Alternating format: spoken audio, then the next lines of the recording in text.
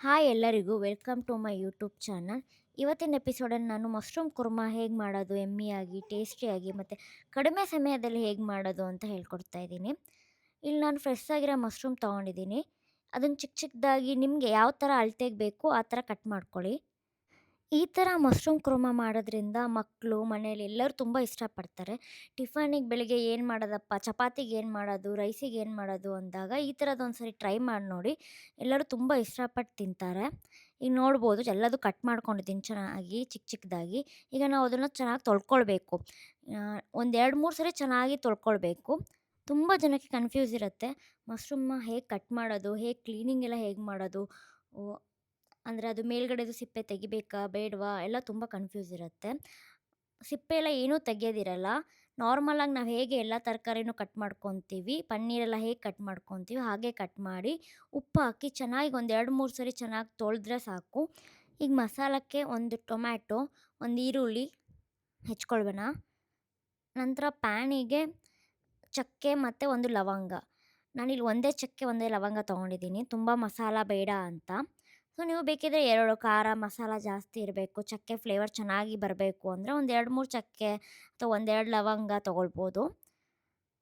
ಈಗ ಅದನ್ನ ಚೆನ್ನಾಗಿ ಫ್ರೈ ಮಾಡೋಣ. ನಾನು ಚಕ್ಕೆನ ಮೊದಲೇ ಫ್ರೈ ಮಾಡಿ ತೆಗ್ದಿಟ್ಕೊತೀನಿ. ಇಲ್ಲಾಂದರೆ ಅದು ಕಪ್ಪಾಗೋ ಚಾನ್ಸಸ್ಸು ತುಂಬ ಇರುತ್ತೆ.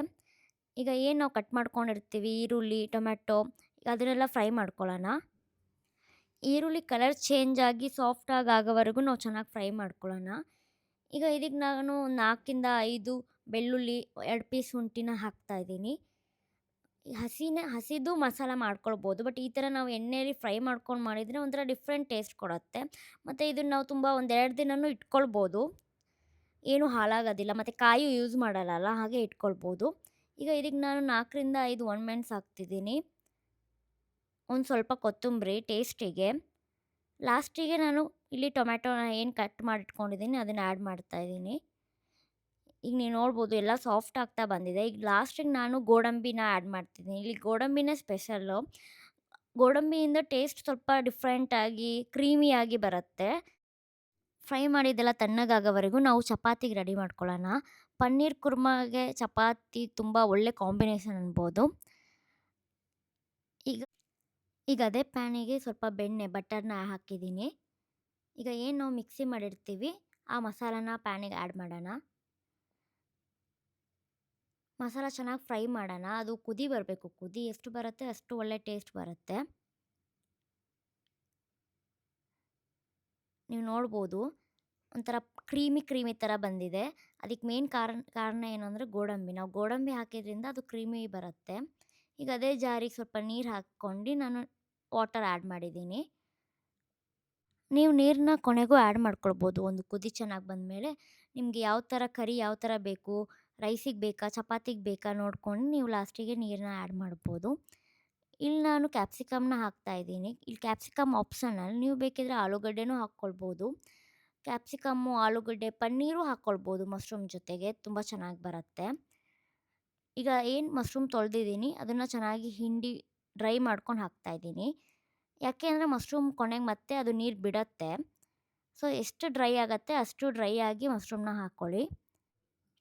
ನೀವಿಲ್ಲಿ ನೋಡ್ಬೋದು ನಾನಿಲ್ಲಿ ಮಶ್ರೂಮ್‌ನ ದೊಡ್ಡದಾಗಿ ಕಟ್ ಮಾಡ್ಕೊಂಡಿದ್ದೆ. ಯಾಕೆ ಅಂದರೆ ನೀವು ಬೆಂದಾದ್ಮೇಲೆ ಮಶ್ರೂಮ್ ಎಲ್ಲ ತುಂಬ ಸ್ಮಾಲ್ ಸೈಜಿಗೆ ಬಂದುಬಿಡತ್ತೆ. ಅದಕ್ಕೆ ಕಟ್ ಮಾಡ್ಬೇಕಾತಾನೆ ನಾನು ಮೀಡಿಯಮ್ ಸೈಜಲ್ಲಿ ಕಟ್ ಮಾಡ್ಕೊಂಡಿದ್ದೀನಿ. ಇದ್ರ ಟೇಸ್ಟ್ ಅಂತೂ ಅಲ್ಟಿ ಇರುತ್ತೆ. ಒಂದು ಸರಿ ತಿಂದರೆ ಪದೇ ಪದೇ ತಿನ್ನಬೇಕು ಅನಿಸತ್ತೆ.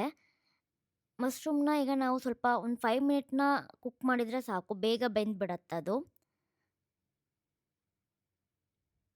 ಈಗ ನೋಡೋಣ 5 ಮಿನಿಟ್ ಆಗಿದೆ.